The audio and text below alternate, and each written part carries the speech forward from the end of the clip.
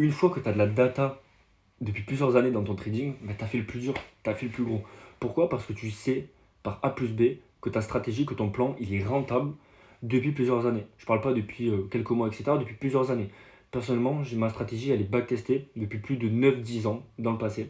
Je sais que depuis plus de 9-10 ans, et j'ai une moyenne de pourcentage, je connais mon win rate, je connais mon drawdown maximum, et c'est ce qui fait que je suis confiant et serein dans mon trading.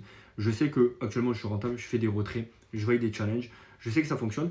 Et donc, comme j'ai la preuve que depuis plusieurs années, elle fonctionne, pourquoi je pense qu'elle va s'arrêter le mois prochain, l'année prochaine. Il n'y a aucune preuve, elle peut continuer encore pendant 10-20 ans, je vais en profiter. Et beaucoup, vous n'avez pas cette preuve-là, cette confiance-là, parce que vous n'avez pas backtesté. Le backtest, c'est ce qui fait que vous allez avoir la confiance de vous dire, ok, j'ai pas peur que au bout de 2 SL, c'est parce que mon plan marche plus. Non, je sais que c'est normal dans ma data de faire 2-3 SL d'affilée. Et raisonnez comme ça, vous voyez le backtesting comme cette preuve, cette sérénité de vous dire que votre plan marche et que c'est normal de faire 2 3 4 SL d'affilée parce que c'est arrivé aussi dans le passé. Moi, je sais qu'en moyenne, j'ai 3 mois négatifs dans l'année. Et donc, si tu ne sais pas ça, tu vas affronter ton premier mois, ton deuxième mois, ton troisième mois négatif d'affilée, ça peut être, et tu vas te dire, mais en fait, c'est parce que mon plan marche plus. Mais c'est pas du tout le cas, c'est juste que c'est normal d'avoir des phases un peu plus compliquées.